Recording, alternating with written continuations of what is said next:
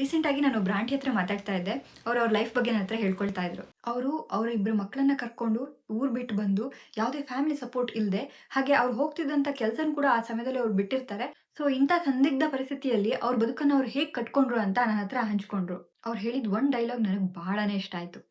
Welcome to the 85th video of my 100 day video series. ಅವ್ರು ಹೇಳ್ತಾರೆ, ನನ್ನ ಕಷ್ಟದ ಪರಿಸ್ಥಿತಿಯಲ್ಲಿ ನಾನು ಅನ್ಕೊಂಡಿದ್ದು ಒಂದೇ.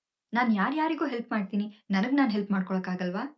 ನನಗ್ ನಾನೇ ಹೀರೋ ಆಗ್ಬೇಕು ಅಂತ ಡಿಸೈಡ್ ಮಾಡ್ದೆ. ಎಲ್ಲದನ್ನೂ ಫೇಸ್ ಮಾಡ್ದೆ. ಇವಾಗ ಚೆನ್ನಾಗಿ ಬದುಕ್ತಾ ಇದ್ದೀನಿ ಅಂತ ಅಂದ್ರು. ಎಂತ ಪವರ್‌ಫುಲ್ ಡೈಲಾಗ್ ಅಲ್ವಾ ಇದು. ನಾವು ಯಾರ್ಯಾರಿಗೋ ಹೆಲ್ಪ್ ಮಾಡ್ತೀವಿ. ನಮ್ಗೆ ಯಾಕೆ ಹೆಲ್ಪ್ ಮಾಡಕ್ಕಾಗಲ್ಲ? ಸೊ ನೀವು ನಿಮ್ಮ ಲೈಫಲ್ಲಿ ಸಕ್ಸಸ್‌ಫುಲ್ ಆಗ್ಬೇಕಂತಿರ್ಬೋದು, ರಿಲೇಶನ್‌ಶಿಪ್ ಚೆನ್ನಾಗಾಗ್ಬೇಕು ಅಂತಿರ್ಬೋದು, ಹೆಲ್ಪ್ ಮಾಡ್ಬೇಕು ಅಂತಿರ್ಬೋದು.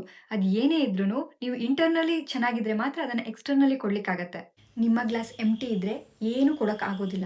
ಅದೇ ನಿಮ್ಮ ಗ್ಲಾಸ್ ಫುಲ್ ಇದ್ರೆ ಇನ್ನೊಂದು ಗ್ಲಾಸಿಗೆ ಹಂಚ್ಬೋದು. ಸೊ ನಿಮ್ಮನ್ನ ನೀವು ಪ್ರಿಯಾರಿಟೈಸ್ ಮಾಡಿ. Especially women. ನಾನು ಸುಮಾರಷ್ಟು ಮಹಿಳೆಯರಲ್ಲಿ ಒಬ್ಸರ್ವ್ ಮಾಡಿದ್ದೇನೆಂದ್ರೆ, ಎಲ್ಲರನ್ನೂ ಪ್ರಿಯಾರಿಟೈಸ್ ಮಾಡಿ ಅವರನ್ನ ಅವರು ಲಾಸ್ಟ್ ಆಗಿ ಇಟ್ಕೊಳ್ತಾರೆ. ಹಾಗೆ ಮಾಡಬೇಡಿ. ನಿಮ್ಮನ್ನ ನೀವು ಫಸ್ಟ್ ಪ್ರಿಯಾರಿಟಿ ಆಗಿ ಇಟ್ಕೊಳ್ಳಿ. ಒಳ್ಳೆ ಆಹಾರನ ತಿನ್ನಿ, ಯೋಗನ ಮಾಡಿ, ನಿಮ್ಮ ಜೊತೆಗೆ ನೀವು ಮಾತಾಡಿ, ಯಾವ್ದಾದ್ರು ಕಲೆಯಲ್ಲಿ ಇಂಟ್ರೆಸ್ಟ್ ಇದ್ರೆ ನಿಮ್ಮನ್ನ ತೊಡಗಿಸ್ಕೊಳ್ಳಿ. ಯಾವ್ದಾದ್ರು ಪ್ರಾಬ್ಲಮ್ಸ್ ಇದ್ರೆ ಅದನ್ನ ಅಡ್ರೆಸ್ ಮಾಡಿ. ಲೈಫ್ ಕೋಚಸ್ ಅಥವಾ ಕೌನ್ಸಿಲರ್ಸ್‌ನ ಭೇಟಿಯಾಗಿ. ಯಾಕಂದ್ರೆ ನೀವು ಚೆನ್ನಾಗಿದ್ರೆ ನಿಮ್ಮ ಫ್ಯಾಮಿಲಿ ಚೆನ್ನಾಗಿರುತ್ತೆ.